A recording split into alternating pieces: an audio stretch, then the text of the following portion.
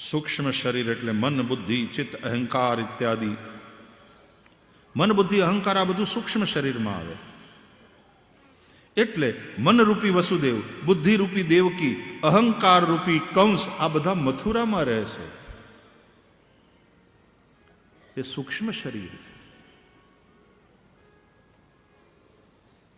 જ્યાં કંસનું સામ્રાજ્ય હોય, દેહાભિમાન જ્યાં રાજા બનીને બેઠો હોય, ત્યાં ભગવાન રહેતા નથી, જતા રહે છે ગોકુળ. ગોકુળમાં ગોપ ગોપીઓ રહે છે. ગોપાયતી શ્રી કૃષ્ણમ સ્વહૃદયે સા ગોપી, ગોભિ પિબતી ભક્તિરસમ સા. ઇન્દ્રિયો દ્વારા જે ભક્તિરસનું પાન કરે છે તે ગોપી. જે પોતાના હૃદયમાં શ્રી કૃષ્ણને છુપાવી રાખે છે તે ગોપી. એ ગોપનશીલા છે. પોતાના પ્રેમનો, પોતાના ભજનનો, પોતાની ભક્તિનો ઢંઢેરો નથી પીટતી. એ સીધી સાદી ગૃહિણી છે. એણે કઈ અમુક પ્રકારની વેશભૂષા ધારણ કરી છે ને અમુક માળા ને અમુક તિલક, આવું કશું જ નથી. એ સીધી સાદી ગૃહિણી છે. બધાના જેવી લાગે. સારા વસ્ત્રો, સારા આભૂષણો, પફ પાવડર, કોસ્મેટિક્સ, એ પણ શૃંગાર કરે છે. પણ શ્રી કૃષ્ણ ભક્તોમાં આ ગોપી સૌથી શ્રેષ્ઠ છે.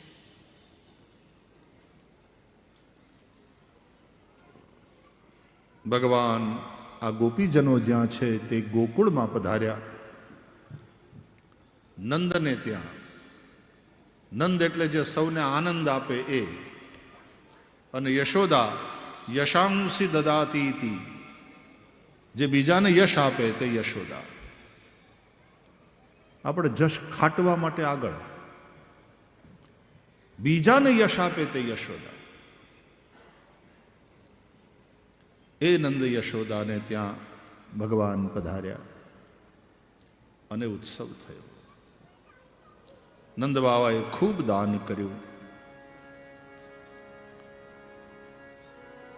રોહિણી ચ મહાભાગા નંદ ગોપાભિનંદિતા, વ્યચરદ દિવ્યવા સહસ્ર કંઠાભરણ ભૂષિતા. તતારભ્યનંદસ્ય વ્રજઃ સર્વ સમૃદ્ધિમાન.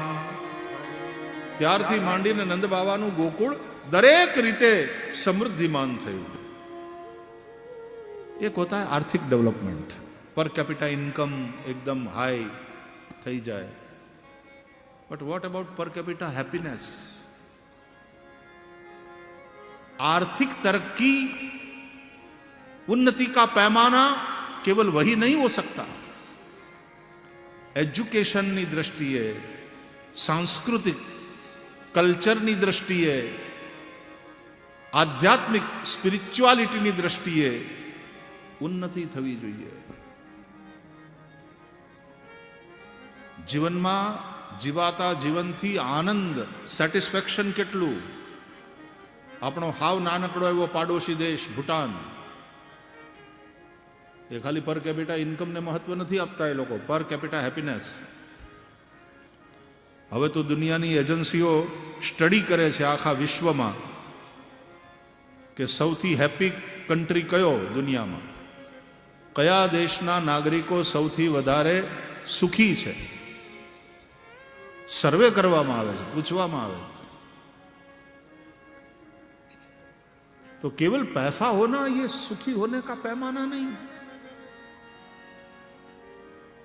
પૈસા હોય કે ના હોય, જે દુખી હોય દુખી હોય. પહેલાય માણસ દુખી હતો, બાવળની હેઠે બેઠો બેઠો રડતો હતો. 2 પૈસા થયા, ડબલ રૂમ લીધી, પંખાની હેઠે બેઠો બેઠો રોવે. કરોડો કમાણો, મોટા બંગલા લીધા, એર કન્ડિશન કમરામાં ડંડલો પિલ્લોના ગાડલા ઉપર બેઠો બેઠો છોકરાઓ નપાવટ પાક્યા એટલે રોવે. રોવાનું ચાલુ જ છે. લીમડાની હેઠે બેઠો બેઠો કે 2 રૂમમાં પંખાની હેઠે બેઠો બેઠો કે 50 કરોડના બંગલામાં બેઠો બેઠો રડવાનું ચાલુ છે. પહેલા દુઃખી હતો ને અત્યારે દુઃખી છે. અત્યારે પૈસા થઈ ગયા એટલે થોડો કમ્ફર્ટેબલી દુઃખી થાય છે.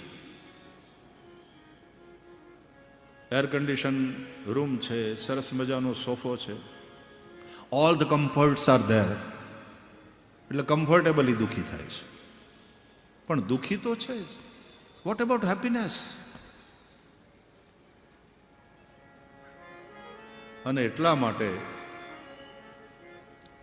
આ કથાઓ, એટલા માટે વેલ્યુઝ, જીવનના મૂલ્યો શીખવાડવામાં આવે. કથાને હું એટલા માટે ધાર્મિક પ્રવૃત્તિ નથી માનતો, આ એજ્યુકેશનલ એક્ટિવિટી છે. કથા એ માસ એજ્યુકેશનનું મીડિયા છે. અમારા વર્ગની અંદર 10,000, 20,000 માણસ બેઠા હોય. પેલા વર્ગમાં 45 હોય કે 60 હોય કોલેજમાં છોકરાઓ, અને પ્રોફેસર સાહેબ લેક્ચર આપતા હોય. અને સ્વામી આપણો વર્ગ કેટલો મોટો, ભગવાને કેવી નિશાળ આપી આપણને. અને અહીંયા આટલા બધા હજારો હોય, અને એની અંદર વ્યાસપીઠ સંસ્કારનું સિંચન કરતી હોય. એટલે એમ કહે છે કે વ્યક્તિને અને સમાજને સંસ્કારથી સંપન્ન કરનારી 4 પીઠો છે. પહેલી પીઠ એટલે માતાની કુખ. શરૂઆત ત્યાંથી થાય. માની કુખમાંથી સંસ્કાર આવે. પેટમાં પોઢીને સાંભળેલી બાળે રામ લક્ષ્મણની વાત. પ્રહલાદ જેવો ભગવત ભક્ત ત્યારે થાય છે કે જ્યારે એની માં કયાધુએ દેવર્ષિ નારદ પાસે બેસીને સત્સંગ કર્યો છે. એટલા માટે બાળક પેટમાં હોય ત્યારથી જ આપણી માતાઓ સારું વાંચે, સારું વિચારે, સારું જુએ, સારું સાંભળે. માતાની કુખ એ પહેલી સંસ્કાર પીઠ. અને છોકરું જન્મે, માનું દૂધ પીતું હોય, માના ખોળામાં, માનો ખોળો એટલે દુનિયાની સર્વશ્રેષ્ઠ યુનિવર્સિટી.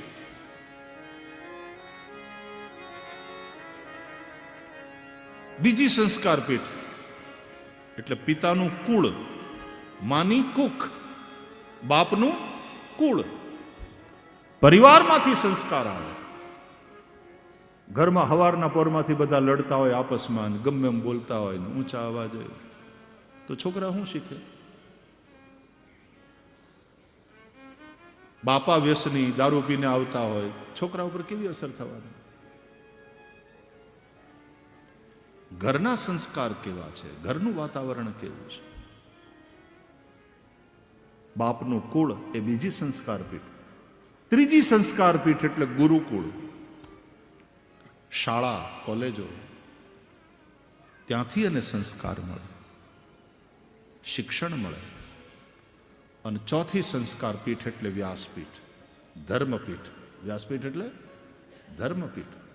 સાધુ સંતો જે સત્સંગ કરાવે એ બધી વ્યાસપીઠો છે, ધર્મની પીઠો. ત્યાંથી સંસ્કાર આવે. આ ચારેય સંસ્કાર પીઠો જ્યાં સુધી સુવ્યવસ્થિત રીતે કામ કરશે પોતપોતાનું, ત્યાં સુધી સમાજને વાંધો નહીં આવે. એટલે આ ચારેય સંસ્કાર પીઠ ઉપર બહુ મોટી જવાબદારી છે. જ્યાં સુધી સમાજની એક સ્ત્રી સુસંસ્કૃત છે ત્યાં સુધી સમાજને વાંધો નહીં આવે. પણ જે દિવસે પહેલી સંસ્કાર પીઠ એમાં ગડબડ થઈ, તો સ્ત્રી સુદુષ્ટા સુવાર્ષ્ણેય જાયતે વર્ણશંકર શંકરો નરકાયૈવ કુલઘ્નાનામ કુલસ્ય ચ પતંતિ પિતરો યેષામ લુપ્ત પિંડોદક ક્રિયા. જેમ અર્જુનજી બોલ્યા છે પહેલા અધ્યાયમાં ભગવદ્ ગીતામાં,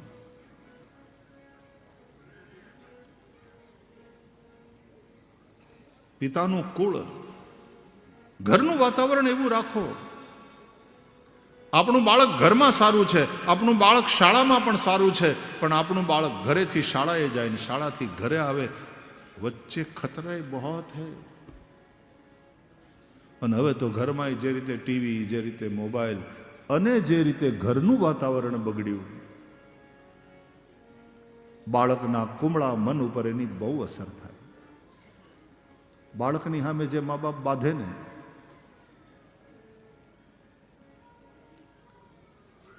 બાળક ઉપર તો દયા કરો. એ કુમળા મન ઉપર એની બહુ નકારાત્મક અસર થશે.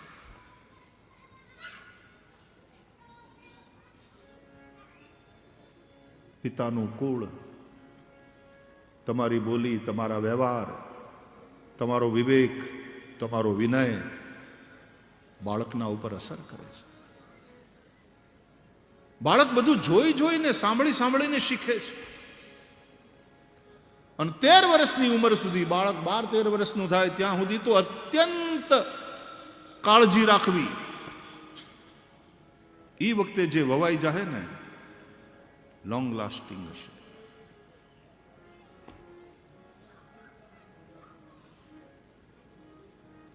गृहस्थाश्रम में जाऊं बालको पैदा करवा वो खेल नहीं है. आ गृहस्थाश्रम ए पण एक यज्ञ है.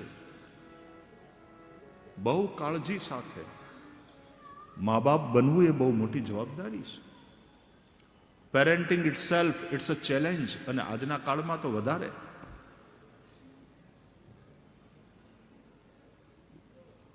આ શબ્દ વાપરવા માટે મને માફ કરજો, મને મન નથી થતું, છતાં વ્યાસપીઠથી કે ઘણીવાર અત્યારનું જે ભૌતિક વાતાવરણ છે અને જે બગડ્યું છે એ જોઈને એવું લાગે કે બાળકો બાય પ્રોડક્ટ છે. મારે મારા વિવેકથી આટલું જ કહેવું છે, વધારે નહીં કહું. વ્યાસપીઠની મર્યાદા મને રોકે છે, વિવેક રોકે છે કે બાળકો બાય પ્રોડક્ટ છે.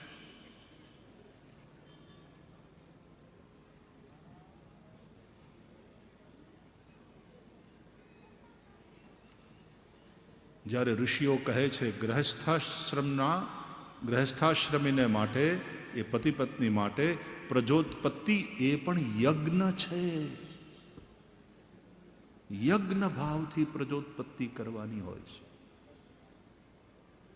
એટલા માટે લગ્નના માંડવામાં જે વિધિ થાય લગ્નની, એમાં કામદેવની સ્તુતિના મંત્રો બોલાય છે. કામદેવ છે, પણ કયો કામ? ધર્મા વિરુદ્ધો ભૂતેષુ કામોસ્મિ. ભરતર્ષભ ગીતામાં ભગવાન કહે છે,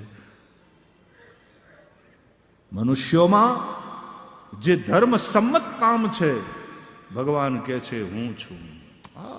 આટલી પ્રેક્ટિકલ વાત તમને બીજે ક્યાં મળશે? અહીંયા અર્થને અને કામને ગાળ્યું નથી દેવામાં આવી. પૈસો તો હાથનો મેલ છે ને, બધાને હાથ મેલા કરવાનું મન થાય છે. જો હાથનો મેલ હોય તો લાવો લાવો, ભલે મેલા થાય, લાવો. ખોટી વાત નહીં કરવાની. પૈસો ખરાબ નથી, પૈસાની આસક્તિ ખરાબ છે. એ આસક્તિને કારણે તમે પૈસા માટે થઈને જે બેઈમાની કરો છો એ ખરાબ છે. અધર્મ કરો છો, અનીતિ કરો છો, એ ખરાબ છે. ધન તો લક્ષ્મી છે, એ વિષ્ણુ પત્ની છે, એ નિંદનીય નથી, એ વંદનીય છે. પણ યાદ રાખો, એના સ્વામી ભગવાન છે, આપણે એના સંતાન છીએ. આપણે ત્યાં તો લક્ષ્મીના આવાહનના મંત્રો છે. શ્રી સૂક્તમાં પાઠ કરીએ છીએ, તામ આવહ જાત વેદો લક્ષ્મી મનપગામિનીમ યસ્યામ હિરણ્યમ વિંદેયમ ગામસ્વમ પુરુષાનહમ. હે જાત વેદ, अग्नि का नाम है, અમે એ લક્ષ્મીનું આવાહન કરીએ છીએ જે અમારા ઘરમાં આવે તો પાછી જતી ન રહે. અનપગામિનીમ.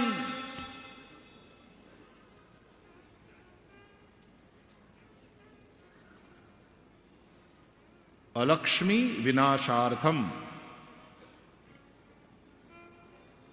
दशविध लक्ष्मी प्राप्त्यर्थम प्राप्त लक्ष्म्याः चिरकाल संरक्षणार्थम.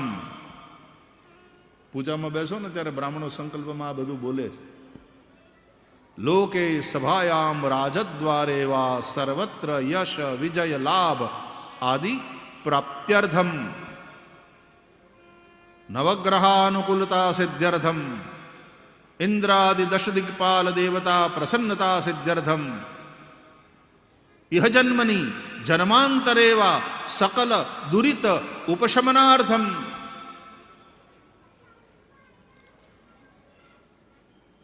સંકલ્પ કરાવે છે જ્યારે બ્રાહ્મણો, ત્યારે એને ધ્યાનથી સાંભળો. આ સંકલ્પ એટલે હું શું કરવા જઈ રહ્યો છું, એ શા માટે કરવા જઈ રહ્યો છું, એ કઈ રીતે થશે, આ બધી વાતોની સમ્યક કલ્પના, એનું નામ સંકલ્પ. તમારા બિઝનેસની દ્રષ્ટિએ કહું તો પ્રોજેક્ટ રિપોર્ટ. જે ધંધો કરવા જઈ રહ્યા છીએ, જે ફેક્ટરી લગાવવા જઈ રહ્યા છીએ, લેબર બેઝ ઇન્ડસ્ટ્રી છે તો લેબર ક્યાંથી આવશે? સ્કિલ્ડ લેબર અવેલેબલ છે તો પછી યુનિયનના પ્રોબ્લેમ કેવાક છે? લેબર ક્યાંથી આવશે? મશીનરી ક્યાંથી આવશે? રો મટીરિયલ ક્યાંથી આવશે? એન્ડ બાયર કોણ છે?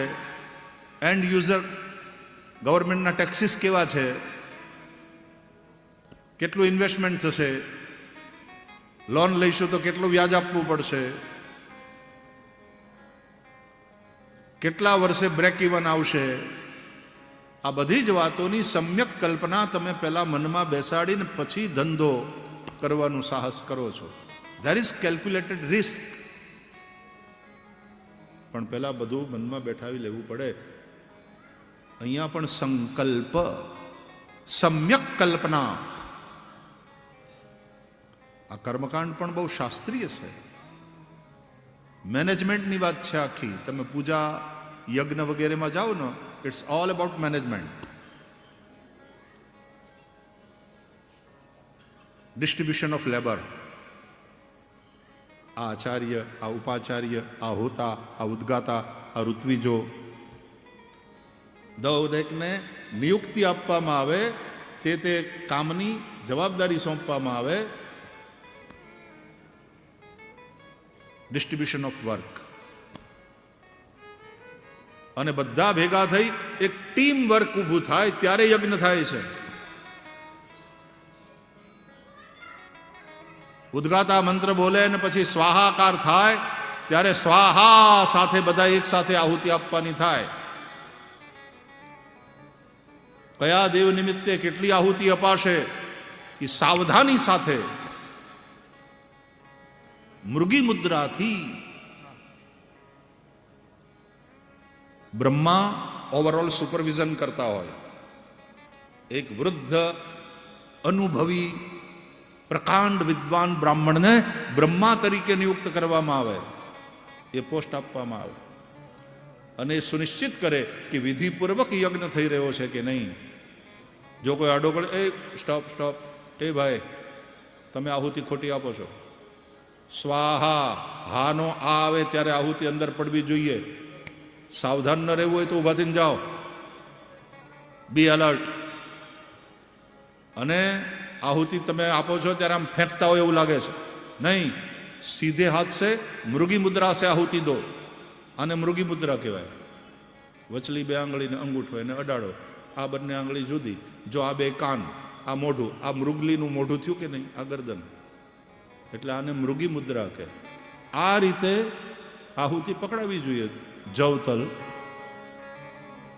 અને પછી સ્વાહા થાય ત્યારે સીધા હાથે આહુતિ અપાવી જોઈએ. અગ્નિરૂપી મુખથી દેવતાઓ આરોગે છે. અગ્નિને હવ્ય વાહન કહે છે. પૃથ્વી ઉપર અગ્નિ ભૂરલોકમાં, એના ઉપર વાયુ ભુવરલોકમાં, એના ઉપર સૂર્ય સ્વરલોકમાં. ભૂર ભુવઃ સ્વઃ અગ્નિ વાયુ સૂર્યા દેવતા. ભૂરલોકમાં અગ્નિદેવનું મહત્વ છે. 4 વેદમાં સૌથી જૂનો પ્રાચીન વેદ ઋગ્વેદ, અને એ ઋગ્વેદ વિશ્વનું પ્રાચીનતમ સાહિત્ય છે એમ વિશ્વના બુદ્ધિશાળી લોકોએ, ભણેલા ગણેલા લોકોએ સ્વીકાર્યું છે. અને એ ઋગ્વેદનો પહેલો મંત્ર અને પહેલા મંત્રનો પહેલો શબ્દ અગ્નિ. અગ્નિમીળે પુરોહિતમ યજ્ઞસ્ય દેવમ ઋત્વિજમ. અગ્નિ ભૂરલોકનો દેવ છે અને એ અગ્નિના માધ્યમથી આહુતિ સ્વર્ગના દેવતાઓને પહોંચે છે. વરુણાય સ્વાહા ઇદમ વરુણાય ઇદન્ન મમ ઇન્દ્રાય સ્વાહા ઇદમ ઇન્દ્રાય ઇદમ નમઃ. દેવતાઓને આહુતિ આપવામાં આવે. અને અગ્નિ આપે વાયુને, અને વાયુ પહોંચાડે દ્યુલોકમાં અથવા તો સ્વર્ગલોકમાં. ત્યાંના દેવ સૂર્ય.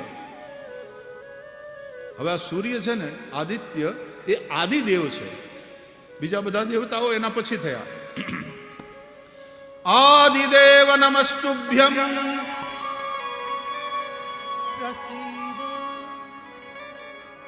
પ્રસીદ મમ ભાસ્કર દિવાકર નમસ્તુભ્યમ પ્રભાકર નમોસ્તુતે. સૂર્યને કહે છે આદિદેવ, સૌથી પહેલા વહેલા. ઇન્દ્ર દેવતાઓના રાજા ખરા, પણ સૂર્યથી નાના. અને પાછા વામન ઉપેન્દ્ર, એ તો ઇન્દ્રથી નાના, છેલ્લા.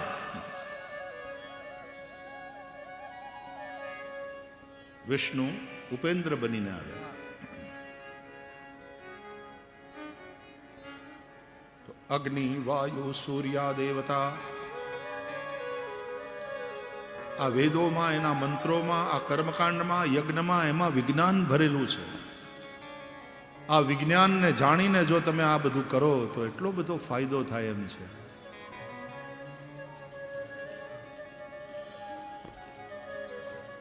સંકલ્પ.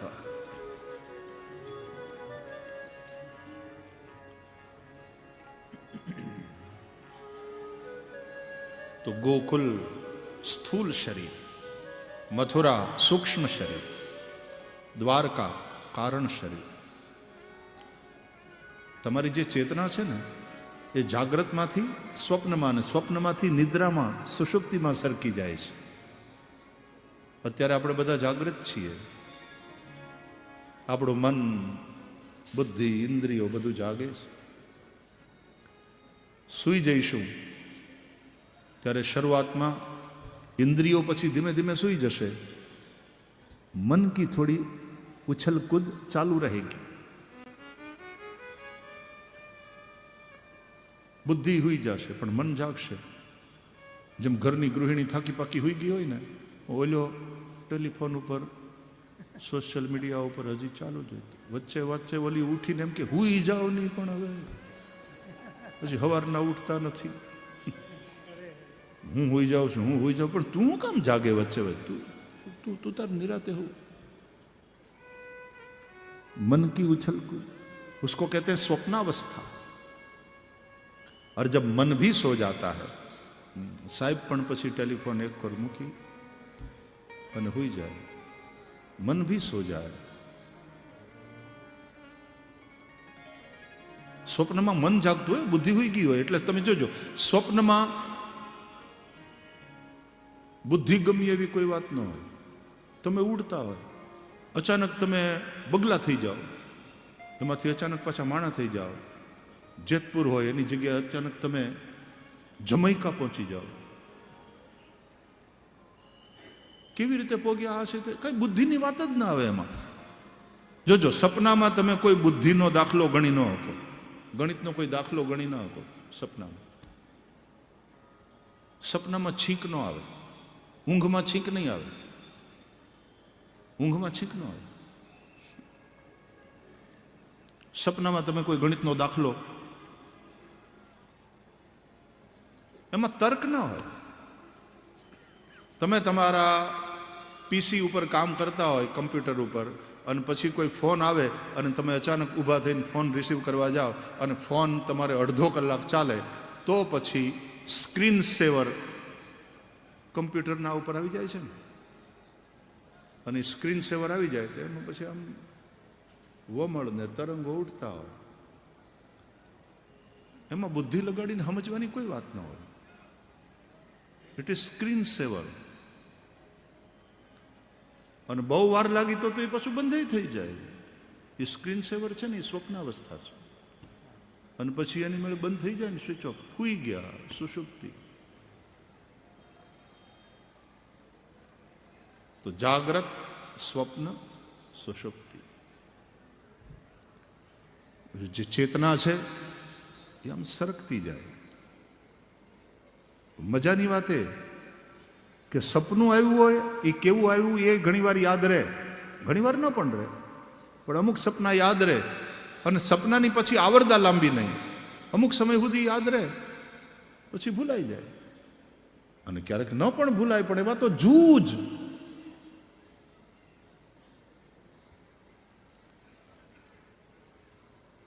પણ પછી તમે ગાઢી નિદ્રામાં હોય. હવે ગઈકાલે મને એવી હારી ઊંઘ આવી, એકેય સપનું નથી આવ્યું. હવે આપણે સૂઈ ગયા હતા, આપણને કેમ ખબર સપનું આવ્યું કે ન આવ્યું? આપણે તો સૂઈ ગયા હતા. પણ સપનું આવે તો એ ખબર પડે, સપનું નથી આવ્યું એક ઊંઘે હવાર થઈ એ ખબર પડે. કેમ કે ત્રણેય અવસ્થાઓ, જાગ્રત, સ્વપ્ન, સુષુપ્તિ, એનો કોઈક સાક્ષી છે. એ સાક્ષી છે એ હું છું.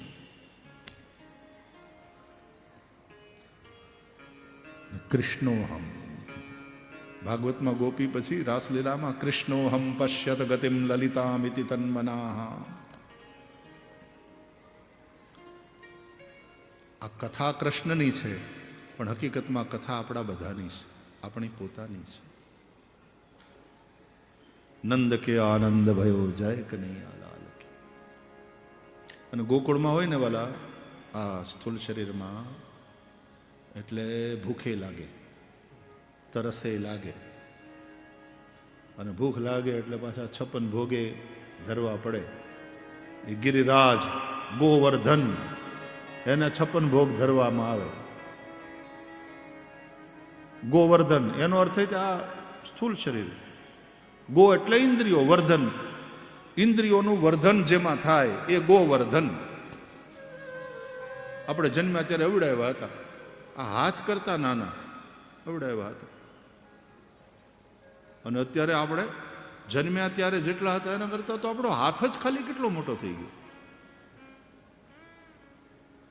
બધા જ ઇન્દ્રિયો એનું વર્ધન થયું જેમાં, એ ગોવર્ધન એટલે દેહ. કોને ભોગ લગાવવો પડે? અહીંથી ઊભા થાઓ ને આમ જાહો ને આમ જાહો. શું કામ? ગોવર્ધનને ભોગ લગાવવા.